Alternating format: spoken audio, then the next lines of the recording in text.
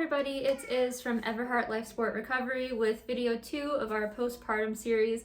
Today we're going to talk about pelvic floor health and how to recover postpartum after you have your baby.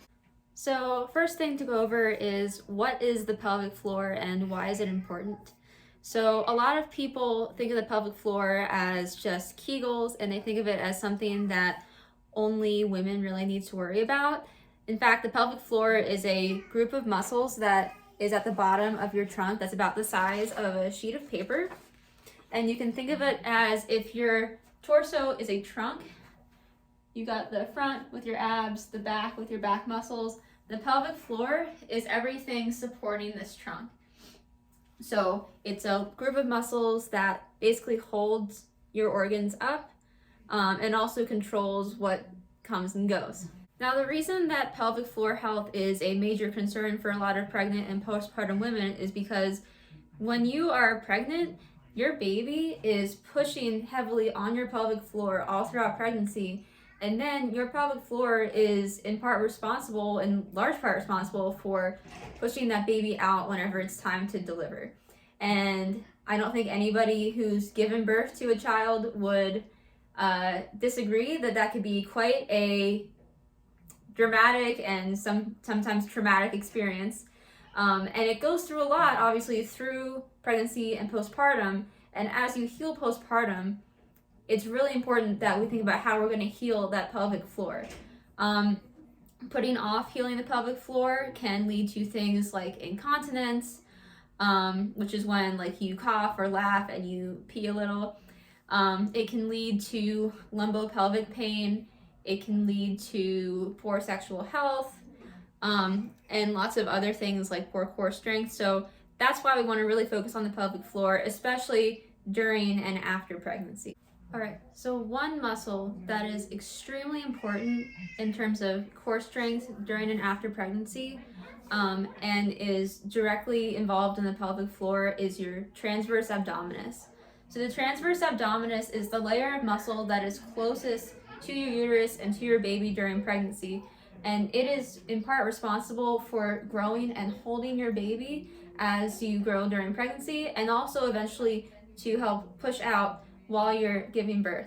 And so your transverse abdominis also goes through a lot during delivery, but it is also very important to have a good mind-muscle connection between the transverse abdominis when you are recovering postpartum.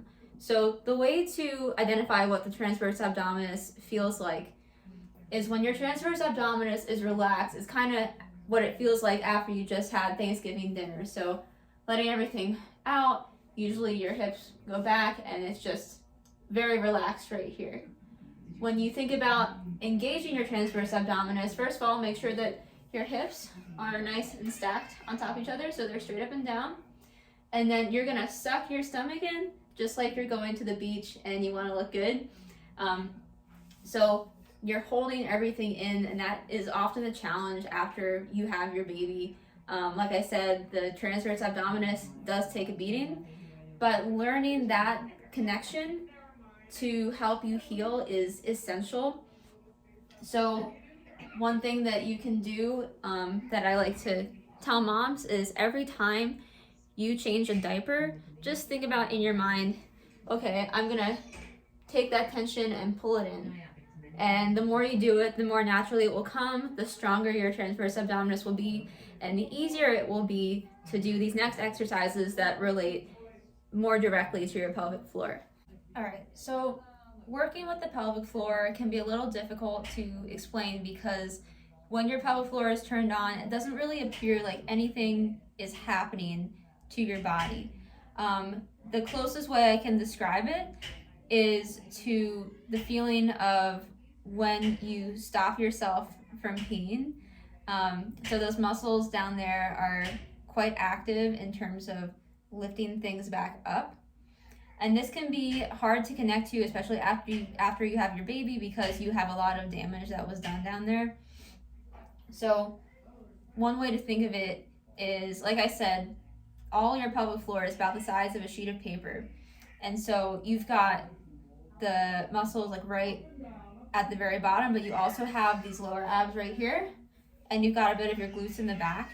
So I like to start by tensing both at the same time. And that may be like if you need to at first start to move your muscles a little bit just to make sure everything is turned on. That's a good way to start. And then what I want you to think is flexing and squeezing your thighs together. And again, it should feel like you're trying to stop yourself from pain. What we want to get to eventually at this point is the ability to use your breath to tense and raise your pelvic floor and then gradually lower it back down. So not just tensing, but also being able to relax it at will. So these are called pelvic floor lifts, also known as elevators. When you tense your pelvic floor correctly and really focus on bringing everything up, what it will actually feel like is if you're standing up, you will almost feel like there is some weight that is lifted from your feet because you are carrying so much more with your pelvic floor. So if you have trouble visualizing that, I recommend going to a pelvic floor physical therapist. Lots of people can benefit from that. But in the meantime, think about flexing your lower abs, flexing your butt, and also bringing those muscles in your deep pelvic floor up. All right, so those are a couple of exercises I would recommend for new moms who just delivered to help heal their pelvic floor. I recommend practicing those each day.